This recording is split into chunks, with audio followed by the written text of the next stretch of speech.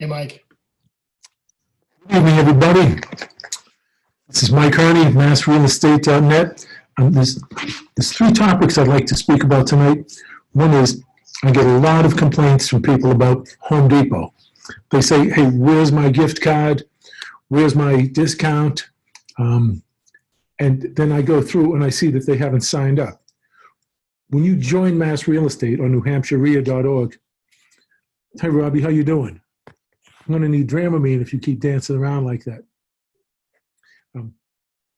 Once we set you up with the agreement code, Home Depot will get in touch with you, and at that point you have to enter your credit cards in there, and they'll make sure you have the agreement code, and that until you expire that you're getting all the benefits. Now, one thing I can do is bring that up.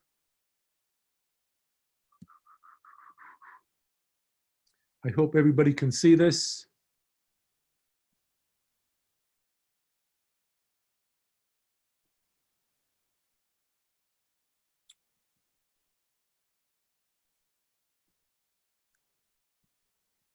Actually, I don't know if anyone saw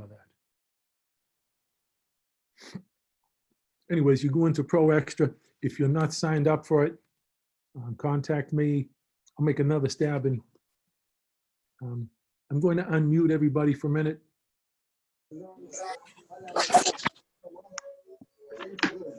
Let me know if you can see the Home Depot screen, please. No. Nope. Sorry, no.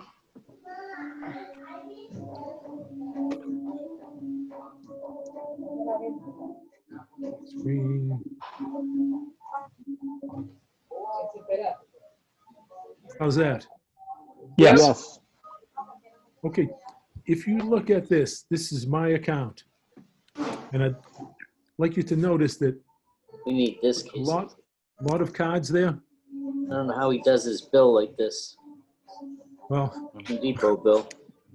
most of these are not active or they've expired. And then there's a few friends and relatives I have that say, hey, listen, I don't want to join your group. You know, I appreciate what you're doing, but I don't want to join it just to get the discount. When he gets his bill, it's all organized. Personal. It's on the Home Depot. Right, Your website? Yeah, I would imagine that bill would come like this, right? right. So when I have friends and relatives that want to get on here, they want the discounts, which is the 2% cash back twice a year, and they may not spend enough to get that. Or they want the paint, the I don't know if I'm 20%, getting sent back twice a year. Though. 20% discount Oh yeah, that card I just at the got. cash register. Then I put their account, I put their card on my account. For instance, there's a gentleman here, Mr. Coles. Then Robbie has a card, and then my future son-in-law, Eli, he's got his card in here. So twice a year when the cards come, I say, well, you spent so much, so you get 2% of that. It's a little confusing, but it allows people that don't spend enough. So what I'd like you to do is sign up for Home Depot once you've joined, and then check your account. If you have any problem with that, once or twice a week, I get calls, hey, somebody did this. Somebody did that. Someone joined for the vendor membership of $500 this week. So I had to void that transaction and then get them to spend the $99 for regular membership. But I do this on the fly, so don't worry about it. The next thing I've got is medical experts and epidemiologists, as well as the National Guard. I think the actions taken over the last couple of days will no doubt save lives in the coming days and coming weeks. But I think we have to expect that the situation can get worse before it gets better. Mayor Moore's announcement, Human Services Secretary Mary Lou Sutter have been critical of how the health crisis was initially handled by the superintendent of the facility, Bennett Walsh. this will take a second, but I'm going to get on the MLS. Now is auction mode. Trustee Brian Corbett believes Walsh is being unfairly criticized for a pandemic that is. Okay, guys, I've been listening to, well, everybody can see the MLS? Yes. Good. Yes. Okay. I've been in contact with a few of my friends nationally, and David Lindell says what he's seeing is there's a lot of people that need to get their team together and get organized. And once they do that, they'll be ready once this is over, hopefully very quickly. And he says, it's important you do that. I talked to Ron LeGrand, another friend of mine. He said he's gone to a company that makes door hangers, and they'll distribute 1,000 of them for like 50 cents a piece. I don't know if I'd want that job to run around, put door hangers on doors in this, because I don't think we have the transmission of the disease down the way everybody thinks they have it. And I also spoke to Attorney Jonathan White, who will be on shortly. And what I found is recent things that have occurred. For instance, I looked up in the last week in Peabody, and I found that there was 7 houses that went under agreement in the past 7 days. So some people are saying, hey, I think all this just ground to a halt. The first day they found some of these cases in Massachusetts. And I was actually surprised to see a bunch of houses go under agreement. Also, there's a bunch of houses that sold not too long ago. But in Peabody, you can see this is active. So still putting it on. There's still people that need a place to stay. There's still people that need to buy this stuff.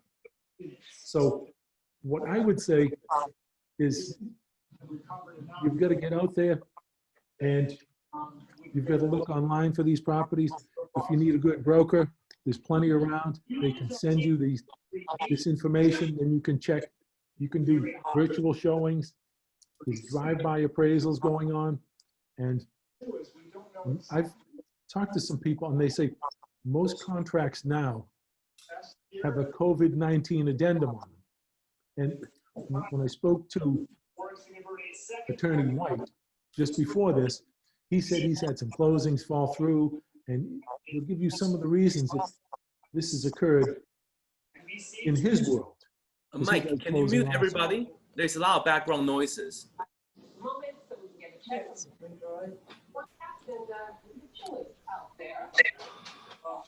Meteorological supercharged right this now. Keep chilly, but at least the sun came out today. Hot sun, warm sun today, and cold air. That's right. All of that today in our central, we got 40 degrees, over 45. Going through muting a few things.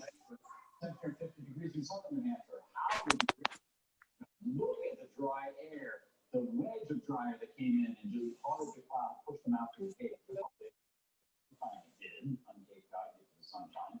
What you do see, we're troubled by. It's to the south. A developing storm that will become a mighty ocean storm or north.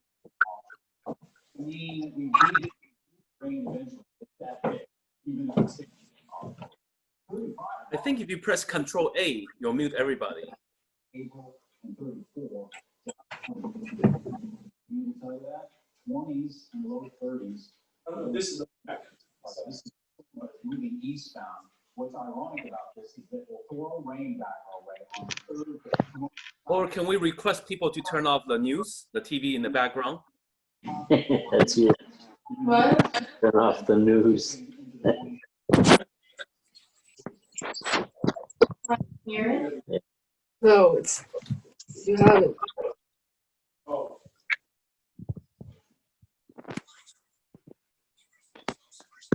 That did it. It's tough. The microphones are very sensitive. Guess so.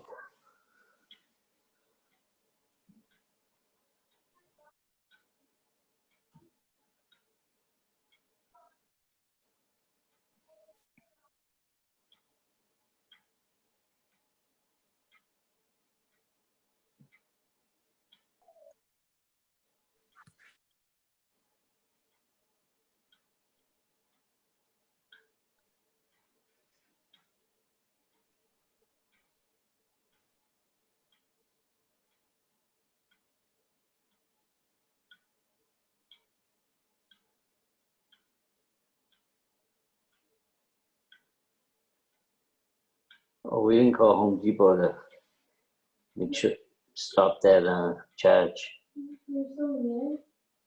Yeah, it hung up. Sounds good now. Thank you, Mike. I think you muted yourself, though.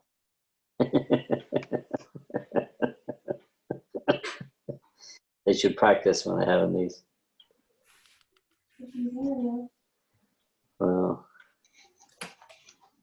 You're still muted. Yep, there you go. Thank you. Okay, the last thing I want to point out before I ask Attorney Jonathan White to speak is let's see.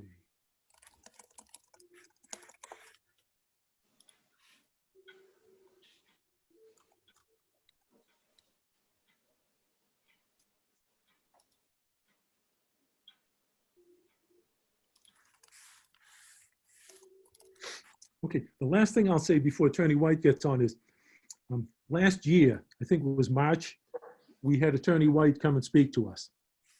And the sum and substance of his presentation was that there's three documents, three very important documents you need. One is a will, the other is a healthcare proxy, and the third is the power of attorney. Points for that.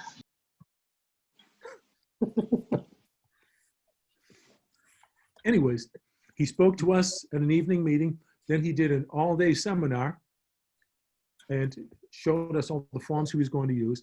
And then he had a special pricing. Normally he charges, I believe, $1,500. He gave us a special price of $999. Right? And some people took advantage of that. I did. Here's my documents. Here's the first page of my will. Here's the first page of my healthcare proxy.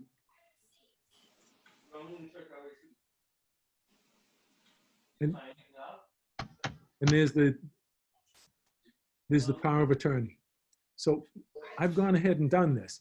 And I'd caution you guys, you know, it seems like something simple that you can find on the web and then you fill it out and file it. But I mean, if you don't have it done by a mass attorney and someone who's going to follow up on this with you and handle the disposition of your estate, then I think you're making a mistake. I don't think this is that expensive for that. Anyways, I'd like to turn it over to our featured speaker, Attorney Jonathan White. Jonathan, you there? I'm there. Thanks, Mike. Okay, you're on, man. All right. Hi, everyone. Welcome to our new reality of the Zoom world. This is about my 11th Zoom today. So if my voice is hoarse, please forgive me. I do have some water. And if you have a question, why don't you use the chat feature at the bottom, and I'll do my best to keep an eye on it and answer those questions. Mike's point is right, especially with what's going on now. It's highlighting the need to have a basic estate plan. And a basic estate plan consists of essentially three documents. Two you use when you're alive, but unable to make your decisions.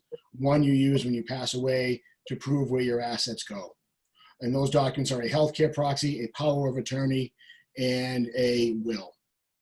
Of course, we can add elements to those documents to keep assets out of probate, to protect assets from nursing homes, and the like, but that's the basic set that everybody should have. In the current culture, the healthcare proxy and the power of attorney are two that come immediate to mind and have immediate application should something happen to you. The healthcare proxy is you giving the authority for someone to make your medical decisions if you can't. And the healthcare proxy, the power of attorney is you giving someone authority to run your business affairs if you can't. A great example that I overlooked until last week was a business power of attorney, which is a little different than a general power of attorney. So if you are a business owner, you may want to consider this. And the example I'll give you is I'm a solo attorney. While I have a staff of paralegals, I'm it. I have partnered with an attorney friend of mine and we cover each other when we go on vacation. However, we took another step last week and we executed reciprocal business powers of attorney. So should I fall ill and be hospitalized, that attorney has the ability to not just cover for me, but to actually run my business in my stead. what couldn't the power of attorney do? They can hear you. Good question. Yep, a general power of attorney may not give access to my business, because my business is a limited liability company. So I have to do something special in the context of my role as the member of the limited liability company, which a personal power of attorney may not get from me. And that's why I took the extra step of doing something for my business. But at the end of the day, those are two documents that if you find yourself ill for an extended period of time, or ill to the point that you can't make your own decisions and you don't have these documents, a family member will have to run into court for you to get these approved. Now, here's your current problem. The courts are closed to the public, except for emergency hearings, which are being done mostly by teleconferencing. If you look at what the court is defining as an emergency hearing, giving someone the ability to pay your bills is pretty far down the line. Giving someone the ability to make medical decisions for you is middle of the line. So not only are we in a culture where you don't want to run to court to have the court appoint someone to do that for you because it may not be who you want and it's costly, but we're also having a problem currently of access to the courts to get that done. Similarly, if the other step happens and someone were to pass away and you don't have a will, it is almost impossible to navigate the court system right now without a will. We call that intestate. And an intestate probate right now is virtually not happening. Now, don't get me wrong, a testate probate, that's when we have a will, is happening, but it's happening slowly. We're mailing stuff to the court, they're reviewing it, and they're sending it back to us, assuming they're open. So a good example of that is Suffolk. So the Brook Courthouse is closed this week because someone in the building tested positive. That one building houses the housing court, the probate court, and the registry of deeds. You cannot get into that building, so you cannot conduct any business in any of those facilities.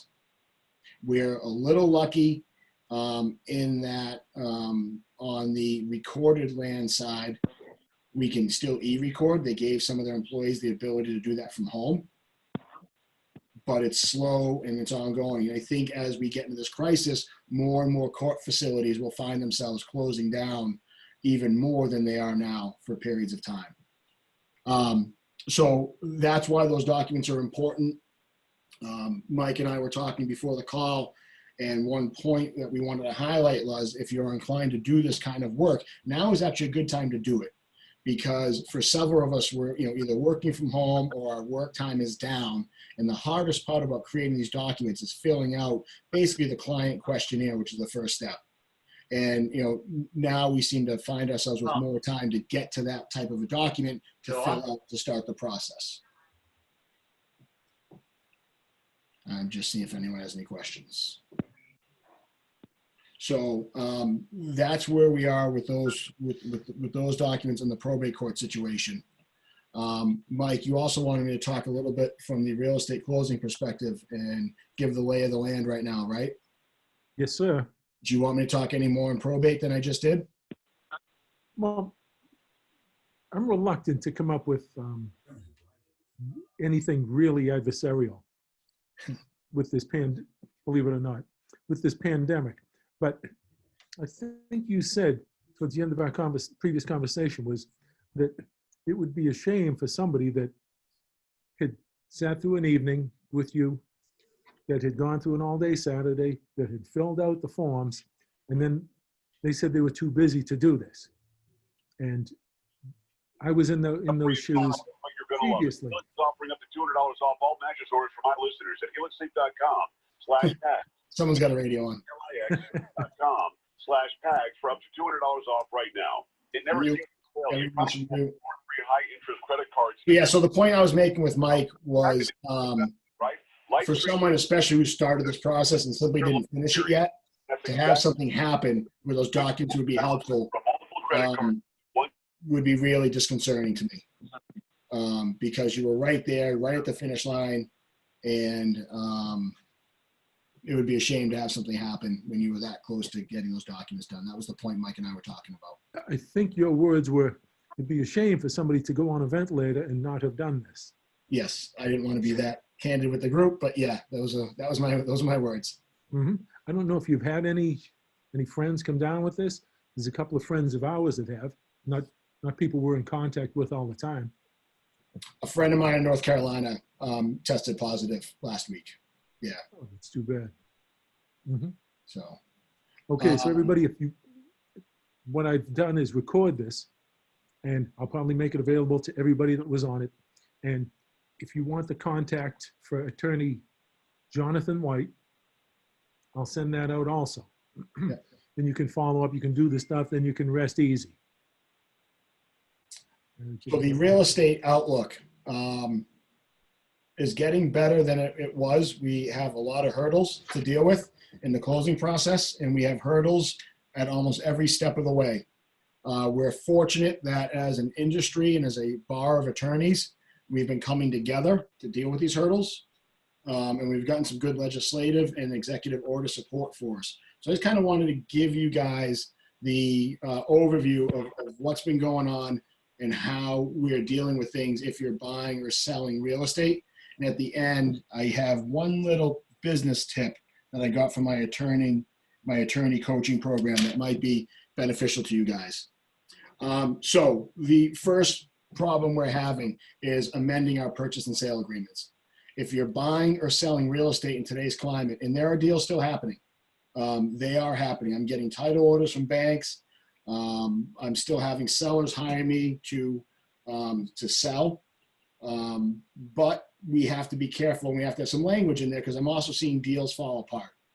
And as deals fall apart, if they don't have certain language, depending on what side of the deposit you're on, you're either losing or getting it depending on the language. So the first language we added is, and I'm on the Real Estate Bar Association Education Committee. So we went right to work and made a COVID-19 delay clause. And it's very similar to the clauses you used to see in PNSs for acts of God, but we tailored the language. Most attorneys are putting in a 60 to 90 day extension due to any problems coming out of the pandemic, such as an inability to get an MLC, an appraisal, what have you. And that extension runs different than the normal seller 30-day extension to cure a title defect or a property defect. We're also advising our folks in the realtor business to add this language to the offer, because there can be an argument had that if you don't have this specific language in the offer, you're not going to get it in the PNS. That statement was truer about 2 weeks ago than it is now. Most attorneys now are insisting on adding it if it wasn't in the offer, but there's still a few out there that are saying if you didn't ask for it when we made the offer, you're not getting it because I have another offer I could have accepted that didn't have it and we could have closed timely. But I think the smart conveyancers are having this language in the agreements because it protects the buyers and the sellers. The next set of language we started adding, we're putting into the PNS a little bit, but it's more an agreement outside of the PNS, and it has to do with smoke detector certificates. What was happening was towns were not allowing firefighters to go into the buildings to get a smoke detector certificate. The governor issued an executive order to get around this. However, when the attorneys looked at this order, we realized it's not as good as you think it is if you represent a buyer. It's excellent if you represent a seller. And essentially what this order does is it punts or shifts the responsibility from the seller to the buyer to get that detector certificate. Both parties have to agree in writing. That's the buyer and the seller. The buyer has to agree in writing to assume all responsibility, including financial, should there be a problem. And the buyer has to get it within 90 days of the governor lifting the stay-at-home order. So right away, the first kind of problem buyers' attorneys saw was, I see a question there, I'll get to it in 1 second, was what happens after the closing if the town says, in order for us to issue the smoke cert, you have to do $1,000 worth of work. And that type of thing is happening more than not these days. So what's happening is buyers' attorneys are insisting on some measure of a holdback in the $1,000 to $5,000 range. pending the procurement of the smoke detector certificate. And that's obviously from seller's side that holdback is coming from. And that's before the lenders started chiming in. So it's funny, the executive order says nothing about lenders, but of course lenders are going to stick their nose in and have some of their conditions, and they're insisting on holdbacks as well. So that's how we're working around that. I'm going to jump out of the real estate closing world for a second to answer this question. And the question is, if you're going to rent an apartment these days, is there any advice to follow? Any special clause or wording to add to the new agreement to protect us with COVID-19? So one thing I can tell you before I dive into this is the eviction world has pretty much stopped. There has not been an official moratorium on evictions. We believe that is coming, whether it's federal or national. I'm sorry, federal, national is the same thing. Federal or state. So far, the governor has actually resisted the state effort because he sees a moratorium on evictions as putting the burden onto the landlord. If the landlord still has to pay the mortgage, that's unfair. So it's still playing out. But the first thing is, if you're renting and they're not paying a mortgage, I'm sorry, their rent, and you can't pay your mortgage, you're not evicting right now. Not only can you not get into the court to evict, and there's, what constitutes an emergency circumstance under an eviction is very narrow under the housing court guidelines right now. But if you do get in, good luck finding an attorney, or good luck making that argument in today's climate to knock somebody out. Secondly, on that front, I caution my landlord clients against taking a security deposit, for example, and applying it to unpaid rent to carry yourself over. That's not what that's for, and a tenant cannot agree by law to take that security deposit and apply it to something else. Similarly, with last month's rent, you cannot take, if you have a last month's rent, you cannot take that and apply it as like a stop measure for a missed payment here. The landlord can find themselves getting into real trouble at the end of the day if they use those funds for that purpose, even if the tenant agrees, because those funds are protected as tenants' money, and there's all rules on that. That's a whole other presentation on security deposits and last month's rent. Other than that, if you are getting into a new agreement with somebody, you're using your same leases. I don't know that there's any language out there that you're adding because you're leasing an apartment to somebody. I could see a tenant asking about how you cleaned it if it was recently vacated. I'm sure the professional tenants out there will find a way to scam COVID-19 to their advantage using the local health agents and such if you're trying to get rid of them at some point. But outside of just understanding the current climate with evictions, knowing what you can and can't do with the security deposit and last month's rent, there's not much going on that we've seen in the leasing world to combat that. So jumping back into the conveyancing world, most town halls are closed right now. We can't get MLCs. You can't get MLCs. You don't know what's going on. So a workaround we've developed as a real estate bar is getting a copy of the last tax bill from the seller and holding back 2 times or 2.5 times the amount of the annual tax bill until we can get an MLC to see where we are.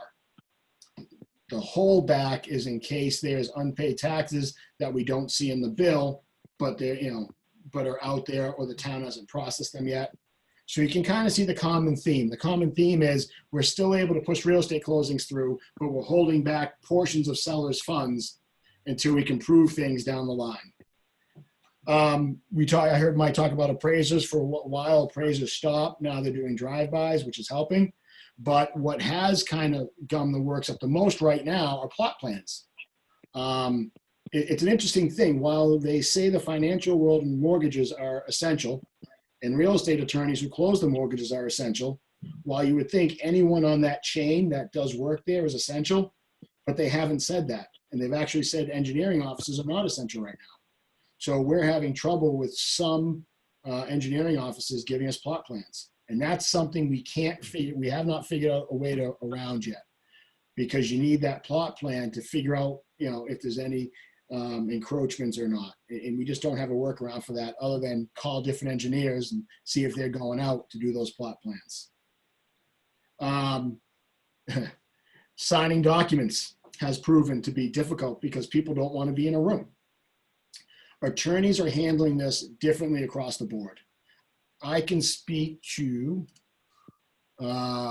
sure, I will go back to the smoke detector certificate. Let me just finish this thought. I can speak to what I'm doing, and I'm up and running. I did a closing yesterday. I know some attorneys are doing what we call drive-by closings, but at the end of the day, we have to be face-to-face. We have to get a wet signature. There's no remote notary law in Massachusetts yet. There's been an emergency bill winding its way through the state legislature. I don't know what's going to happen with it, but even if it goes, any Fannie Freddie mortgage can't have an electronic signature on it. They don't allow it, so you're still stuck. So what I've been doing is, first of all, I kicked everybody out of my office, and most real estate attorneys are doing this. We're operating remotely. I'm not allowing sellers into my office. I'm asking them to send us everything by FedEx. And I'm telling realtors, I love you. I don't need you. You don't need to be here. So the only people coming in my office are the actual borrowers or buyers, if it's cash, signing documents. And I've told them, I don't want your cousins. I don't want your support people. It's just me and you. I'm using Zoom to review the documents with them ahead of time. And when they come into my office, it's just signature pages. And they're laid out in a folder with their names highlighted. I let them in. They wash their hands. They sign a log. And the reason they sign the logs, if I come down with COVID-19 later on, I can see who I contacted during the relevant time frame and notify them. And then I let them go to the conference room. I stand in the doorway about 12 feet away. I watch them sign. They go out. I put gloves on, process everything with gloves on, and then e-record. And that seems pretty common for most of us, except for the guys doing the drive-by closings, which I don't get how that's safe. But that's kind of how we're handling signing documents right now. So the workaround on the smoke cert is the governor passed an emergency order, and it's a 3-part order. So step 1 is buyer and seller have to agree in writing that they are willing to shift the burden from the seller to the buyer to get the smoke cert. Step 2 is in that writing, the buyer has to agree to take on the responsibility, financial and otherwise, of following through with that after closing. And step 3 is they have 90 days, the buyer has 90 days from when the governor lifts the emergency order to actually get that certificate. So as a the buyer lender side of things has said, we need to withhold or a holdback of seller's funds in case the fire department mandates work to be done to the premises before they'll issue the smoke detector certificate. And that holdback I've seen as little as 1,000 and as much as 5,000. So that's the workaround for getting a smoke cert these days. Now, it just came to mind, there are some towns that are allowing virtual smoke inspections where a realtor will go in, they're using FaceTime, and they're telling them, walk to the kitchen, point the phone up. If they see an alarm, they ask them to identify what kind it is, and then they'll get the certificate. But that's few and far between. For the most part, towns just aren't doing them. So that's the workaround. So if we get past signing documents and we've crossed all those other hurdles, what happens if the registry is closed? For the most part, every registry is open for electronic recording, but there are some, like Suffolk right now, where you may not be able to because the building's closed. There's only 1 or 2 people processing the electronic recordings from their house. So if you can't get to record, all the title insurance companies are offering gap coverage. Gap is that period of time from when you record documents to when you do your title rundown and record the deed to let everything else happen. And for the most part, both buyer and seller are sharing that expense of gap coverage when it's needed. Speaking of closed buildings, as title examiners are doing their examinations, for the most part, they can get what they need online, but they still have a need to get into a registry to look for a document that maybe wasn't indexed electronically to get a plan. They can't do that if the building's closed, and they're all closed to the public right now. More importantly, most probate courts, as I said, are closed to the public. If there's a probate in your chain of title, the probate court has not done a good job of making their documents available electronically yet. So if they have to get a probate to prove your title, it's not happening right now because you can't get into the probate court to pull that. Yeah, Mike, I'll follow up on that. That was actually a good time because that ends my probate title search stuff. So just to go back to the smoke cert thing, as a closing attorney, what I'm seeing more and more, and I'm going to use Tewksbury in particular because I have it as an active problem right now. A lot of towns are using the smoke inspection as a way to get caught up on unpermitted or building code violations. So in this case in Tewksbury, it's a split level ranch. They went in to do the smoke inspection. They saw there was an in-law apartment built. They called the building department, confirmed there were no permits for that work, and won't issue the certificate until it's rectified. In this case, they have two choices: go through the process to get the permit after the fact, or tear it all out. And of course, we have problems now because the town is closed. How do you get in front of the right body to get the permit and all those things? But that's the problem that people are saying. If we're punting this from the seller to the buyer and we have no money for the buyer, what if one of these towns pulls that on the purchase I just had? And so that's why they're doing that. The last real estate thing I want to mention before I give my little free business tip is, yes, I am seeing deals happen, but I am seeing deals fall through. I lost 3 last week. One because the borrower was furloughed, so they didn't have the money to pull it off. The bank wouldn't commit the loan. One, I think the people just got cold feet. They literally just signed the offer last Monday, and they backed out on Thursday. There was only $1,000 deposit, and they're willing to let that go to not have to, and not have to. And my last problem had to do with these two of my commercial guys who have multi-unit buildings. My guy had to empty to sell, and the guy who was buying had to sell to buy, and he had to empty to sell his. Neither party can get evictions right now, so that deal fell through because they can't empty the buildings. I have a question. Can you still e-file for an eviction and get in line? My understanding is you can still mail or e-file your evictions. They're just not really happening right now. I don't know if that's creating a line or if they're sending it back and saying, we're just not doing these right now. But my understanding is, and conceptually, the ability to process the eviction still exists. Yes. So last but not least, about 2 weeks ago when this all started, through my attorney coaching program, we had a little webinar on how to get through this, and there were 10 strategies.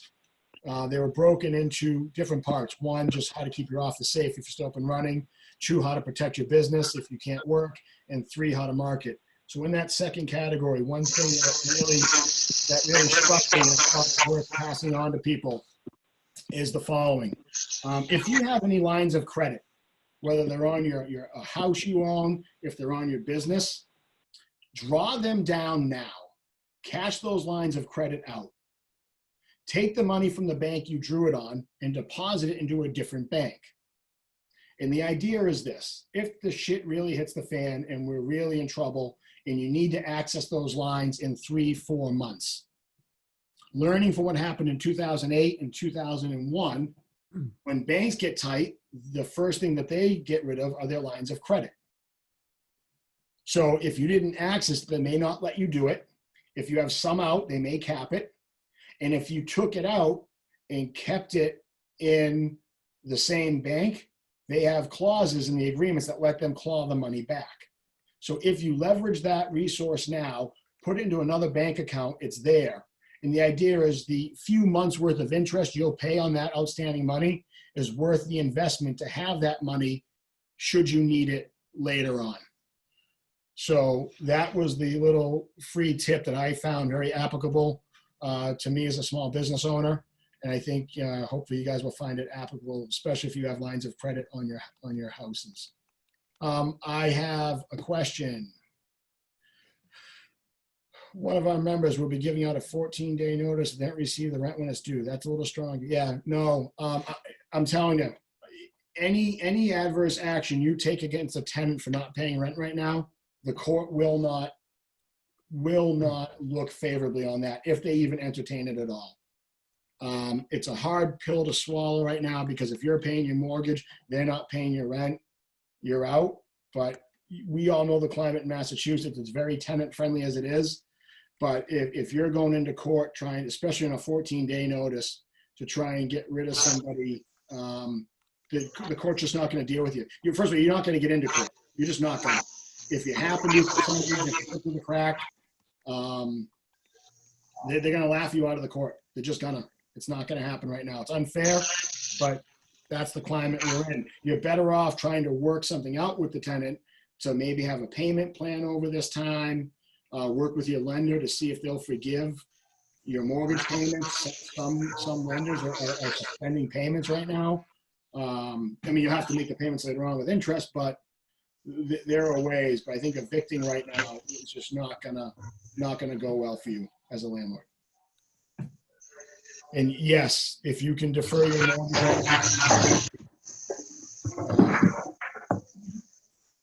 so. Any other questions? Mike, that's what I got right now for the current real estate climate. It's tough, but we're doing it. That sounds great, Jonathan. And still, the main reason for you to get on here was to tell people, look, you may have a chance to do these important documents, which are the will, the power of attorney, and the healthcare proxy. Yep. And what I'm going to do is, this is recorded, so I'll send it out, and I'll send out your contact information. Yep. Your main message to us today was, there's still closings, but you better have the same attorney draft the beginning documents. Yeah, do your work and take a deep breath. Just it's going to happen. It's just going to be delayed. There are going to be hurdles. So just take a deep breath, and if you got the right attorney with you, you're going to get through it. Right, and the documents are the offer to purchase, and then the purchase and sales agreement. And if those don't reflect the items that are going to be in the closing docs, I believe you said they're not going to go through. 2 weeks ago, that was 100% true. Now, more attorneys, if they weren't in the offer, are letting them go through. But I would get it in there anyways, rather be safe than sorry. Yep. Okay. When I send this, thank you very much, Jonathan. Welcome.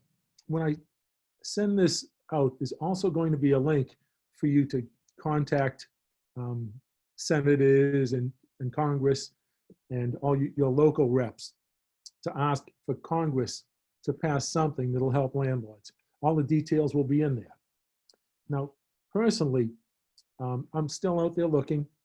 I went to Newton yesterday. I was out in Newton to look at 2 properties yesterday. And I'll tell you, I made it from Marblehead to Newton in about 25 minutes. And I didn't get to use the brakes once. And I almost felt guilty driving when no one was on the road. But I looked at the properties. And of course, if I go through that, I'm always sure to make an offer. And the owner thinks they can get like the retail value of these things, but they need work. So it was a low offer. Let's see, April, the first 5 days of April are going to be a big day for us landlords. I mentioned to everybody I took the coin boxes out of my coin ops, and the tenants seem to appreciate that. Now they can do all their work for nothing. That's all I have for now, but I love that idea of cashing out lines of credit, Jonathan. That's a great tip. Any other questions, guys?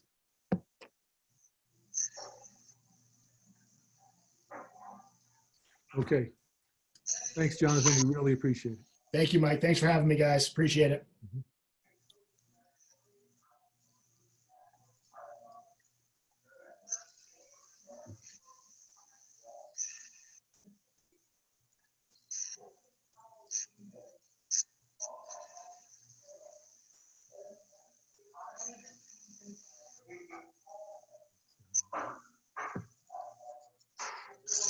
Thanks, Mike.